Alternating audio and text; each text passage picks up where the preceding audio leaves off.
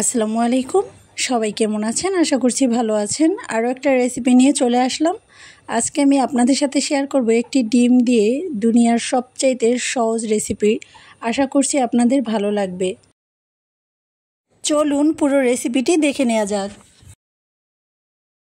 প্রথমেই একটা মিক্সিং বোলের মধ্যে নিয়ে নিচ্ছি একটি ডিম, আর নিয়ে নিচ্ছি হাফ কাপ পরিমাণের চিনি, আর নিয়ে নিচ্ছি সামান্য পরিমাণের লবণ। তো আমি সব কিছু এখন ভালোভাবে মিশিয়ে নিচ্ছি। সব কিছু একটু ভালোভাবে মিশিয়ে নিচ্ছি। সময় নিয়ে চিনিটাকে একটু গলিয়ে নিতে হবে।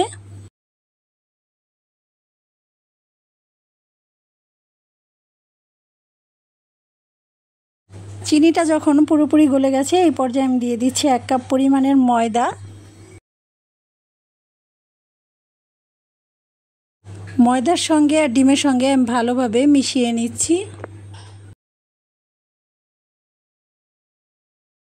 অল্প অল্প করে ময়দা দিয়ে আমি একটা ডো মেখে নিচ্ছি, একসাথেই পুরো ময়দাটা দেই নাই। দিয়ে দিচ্ছি হাফ চা চামচ পরিমাণের বেকিং পাউডার। এখানে বেকিং পাউডারটা অবশ্যই দিতে হবে। এ পর্যায়ে দিয়ে দিচ্ছি 2 টেবিল চামচ পরিমাণের রান্নার তেল। আর তেলটা দিলে কিন্তু হাতের সাথে লেগে আসবে না, খুব সুন্দরভাবে ডোটা তৈরি করে নেওয়া যাবে। তো আমি ভালোভাবে একটু মথে নিচ্ছি।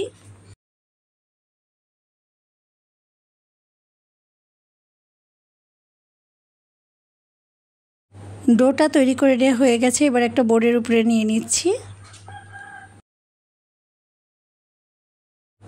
হাত দিয়ে আমি একটু রোলের মতো করে নিচ্ছি এই পর্যায়ে। তো এখন আমি এটাকে একটা নাইফের সাহায্যে কেটে নেব, তাহলে কিন্তু সবগুলো নাস্তাই সমান হবে।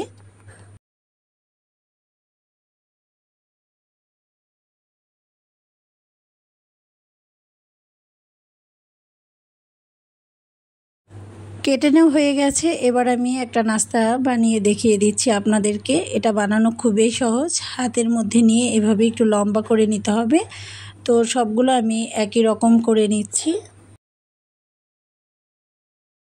সবগুলো করে নেওয়া হয়ে গেছে। এবার আমি একটা নাস্তা একটু ডিজাইন করে দেখিয়ে দিচ্ছি। আর এই ডিজাইনটা করা অনেক সহজ, যে কেউ পারবেন।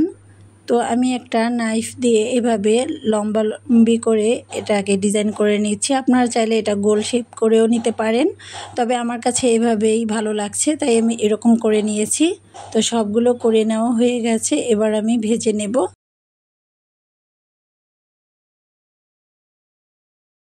ভাজার জন্য চুলায় একটা প্যান বসিয়ে দিলাম, আর এক এক করে আমি তেলের মধ্যে নাস্তাগুলো দিয়ে দিচ্ছি। খুব বেশি গরম তেলে দেয়া যাবে না, তো আমি ঠান্ডা তেলের মধ্যেই দিয়ে নিয়েছি। এবার আমি চুলার আঁচটা মিডিয়ামে রেখে ভেজে নেব। কিছুক্ষণ ভেজে নেওয়ার পরে আমি নাস্তাগুলো উল্টে দিলাম, আর 3 থেকে 4 মিনিট পরে কিন্তু নাস্তাটা দেখতেই পাচ্ছেন গোল্ডেন ব্রাউন হয়ে গেছে। আর এই পর্যায়ে কিন্তু আমি চুলা থেকে নামিয়ে নেব।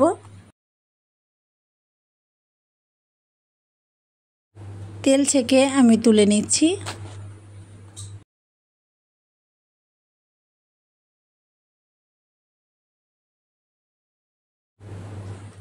আর দোকান থেকে বিস্কিট কিনতে হবে না। আর এই বিস্কিটটা কিন্তু খুব সহজেই বাসায় তৈরি করে নেওয়া যায়। রেসিপিটি দেখেই বুঝতে পারছেন, চায়ের সাথে একেবারেই জমে যাবে। মেহমান আসলেও দিতে পারবেন। সবাই ভালো থাকবেন। আল্লাহ হাফিজ।